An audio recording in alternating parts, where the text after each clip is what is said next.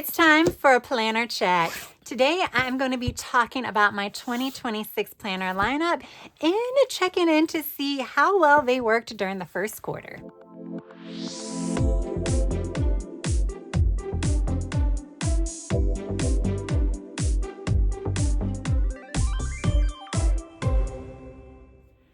Hey guys, welcome back to my channel. For those of you that are here for the first time, my name is Tracy, and yes, I do have a fairly large planner stack. And today we're going to go through this planner stack. I'm going to be chatting about how well some of these planners are working, and I'm also going to be chatting about how some of these planners are not working. And those are the ones that I'm going to have to kind of figure out whether or not I want to change up how I'm using them, maybe use it for a different purpose, or perhaps I just want to swap them out for something new altogether. So yeah, we will get into that. I will say the planners that are working, I'm probably not going to do much explanation for those because they're going to continue to be a part of my channel. So I'll just briefly go over those. We'll kind of dig a little bit more deeper into those planners that are not working as well because I need to figure out what will work. So let's start moving some of these off my desk. First, we're going to start with my catch-all planner. So this is a Hemlock and Oak B5 vertical planner. This is a minimalist, and I believe all of their B5s are a minimalist, but the minimalist just means that it doesn't have the big section of goal setting at the front, which is perfectly fine. So I was nervous. I wasn't saying nervous. I was a little apprehensive about this planner at first because I have tried to do a vertical planner so many times in the past and it just hasn't worked until this planner. This planner has worked fabulously. So I guess you can already tell this is staying in my lineup, but this is what the layout looks like.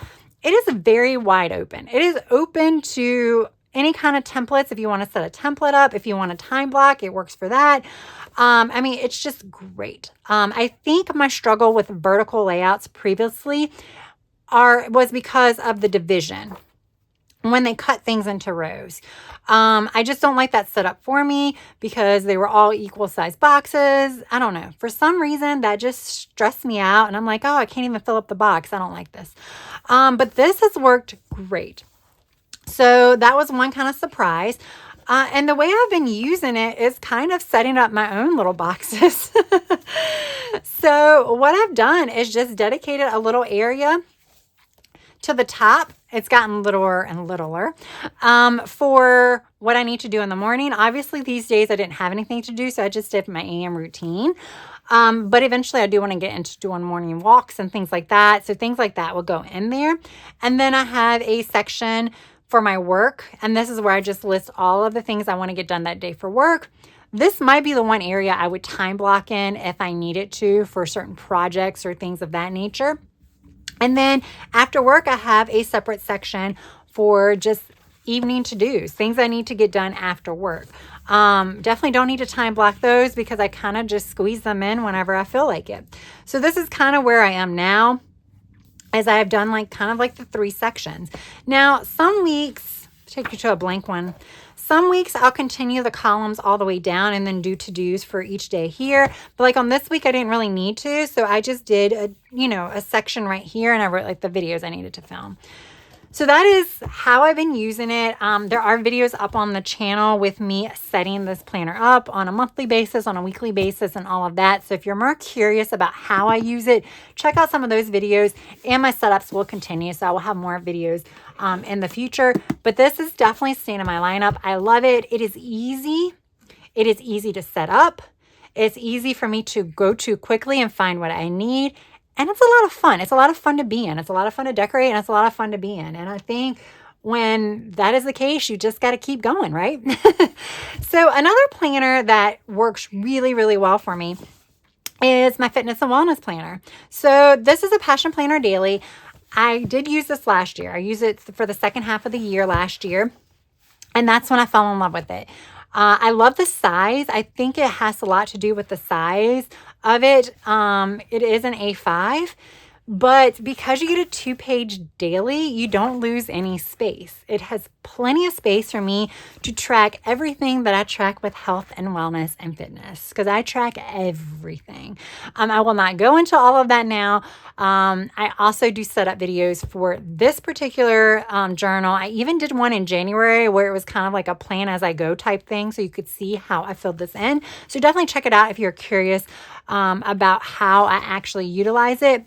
But I will just quickly say, you do have section headers over here. I do use the sections, but I do not use them for what they're intended. Obviously, that doesn't really relate to health and wellness. Honestly, if I was using this for something else, I don't know if I would use them as intended either. So I either ignore them, throw a sticker over it, or white it out.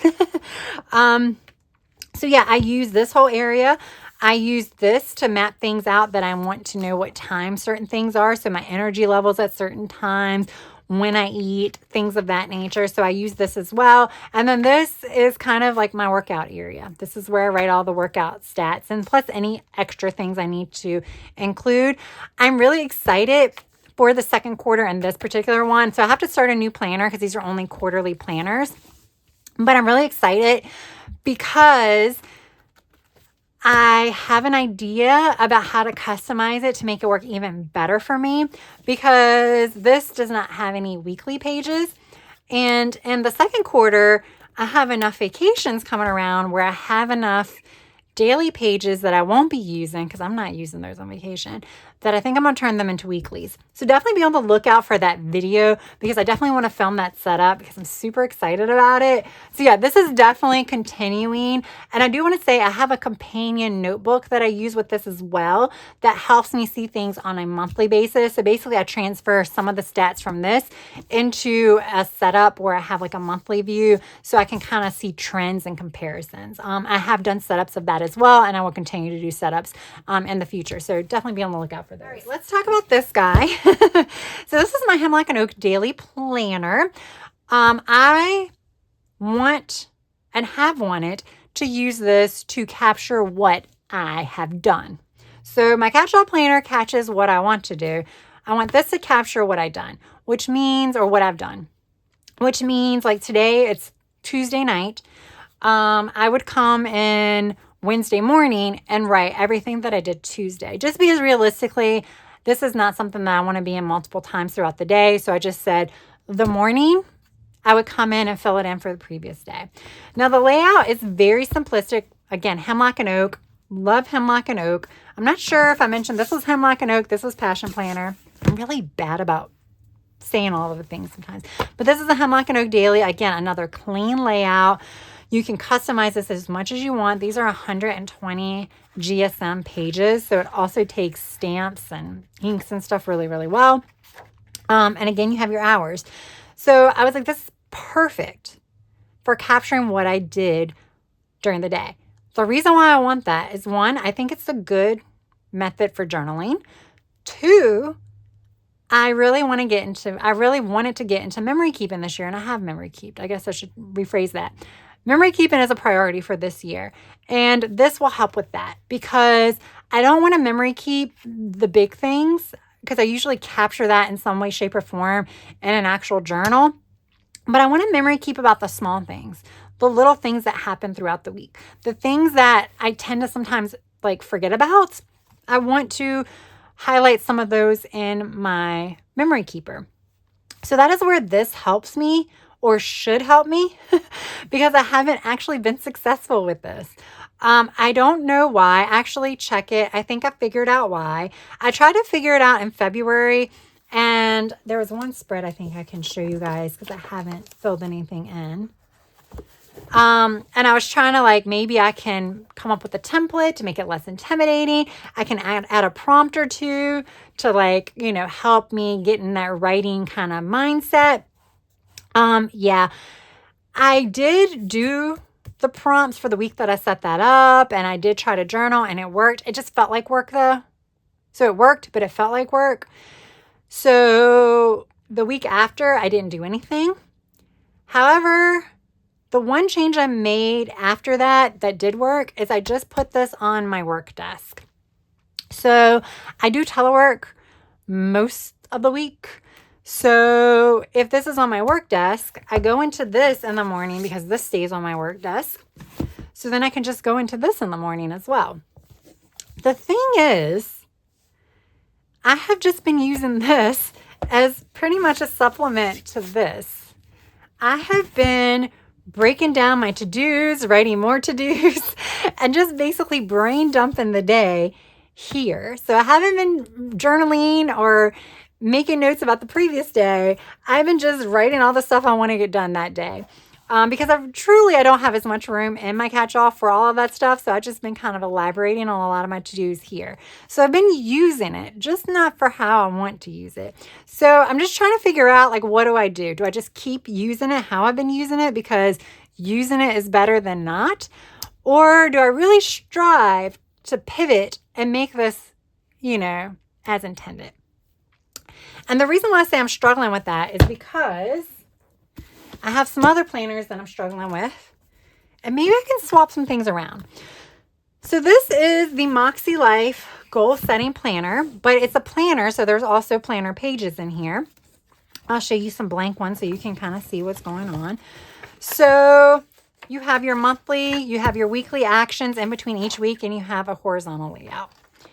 This here is the reason that I will continue to use this planner. So this planner is not leaving my lineup. It's staying because of this one page that I could recreate in any planner I have, but it's here. I like this planner. I like the paper. I like everything. So I do want to use this planner, but I love this. I will say, if you don't have a MakseLife, it doesn't matter. You can recreate this because this helps you stay on top of your to-dos. These are the goal setting categories.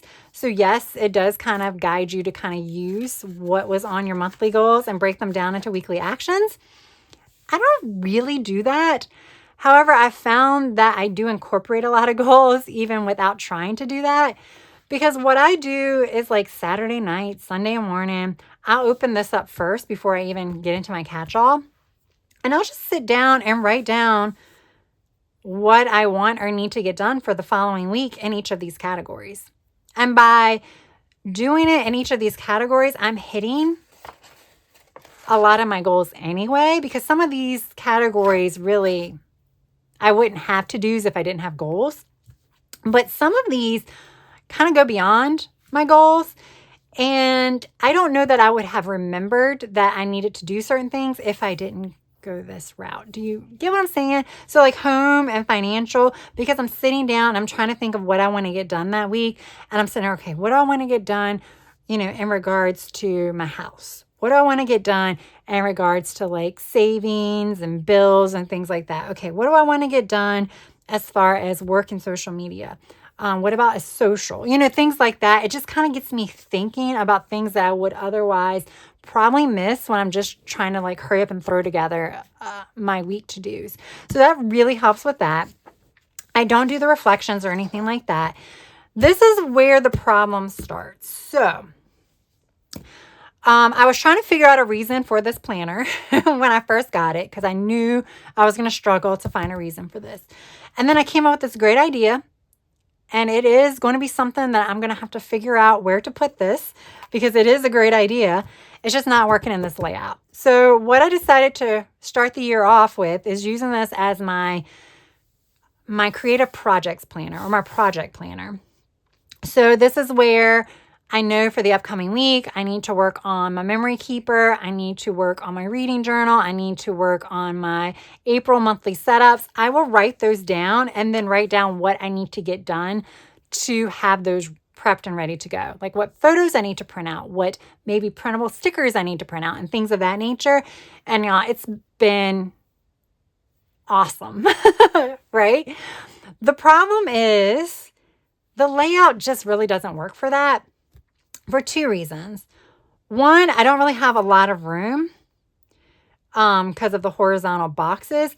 Two, I don't like to do it by date, because I am someone, especially when thinking about creative projects, I like to go by, like, how I'm feeling. So do I feel like being creative today? The answer is no. I'm not doing a creative project that day, because then it's just not going to be fun. It's going to feel like work.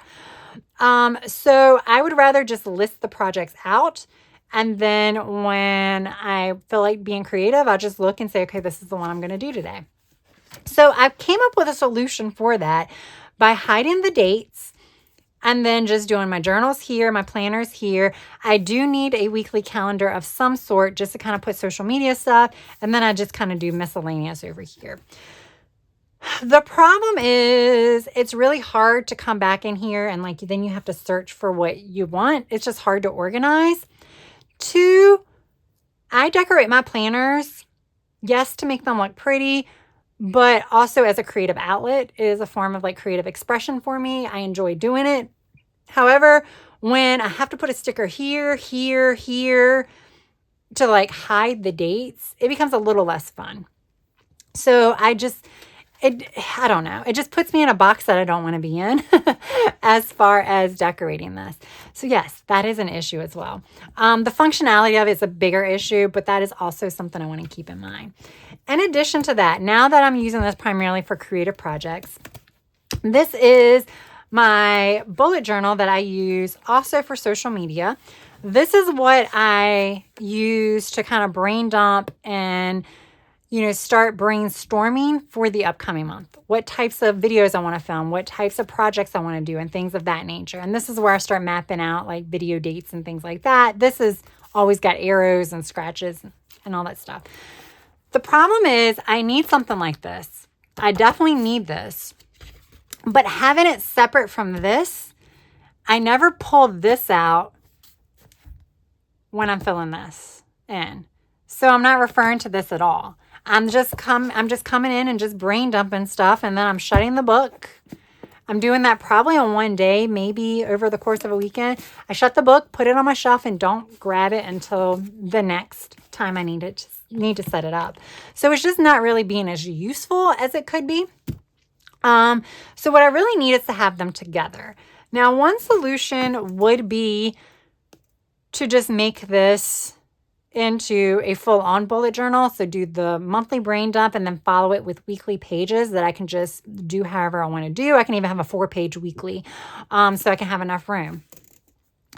However, while I love doing creative journaling, I think I have probably like 8 or so journals that have specific purposes right now that I'm in and I love. I don't like using journals as planners. It feels more like work to me. I don't know. I just don't enjoy that aspect of it. Like I don't really enjoy the setup as much. I don't really enjoy coming in and using it as much either. Even though I can set it up for the perfect layout, for some reason I just don't enjoy it. So I don't think that's going to be a viable solution for me. I don't think it's going to make me want to come in and use it. I think it might cause me not to use even the weeklies. So I'm going to pause this. I'm going to maybe use it as a notebook for social media because there's still going to be times I need to like brainstorm certain things and kind of map things out. I think I'm going to stop using this for creative projects. I think I might bring this into the fold for creative projects plus some brainstorming to see if this works, because this is a weekly edit. This is from GoGetterGirl. They have gone out of business.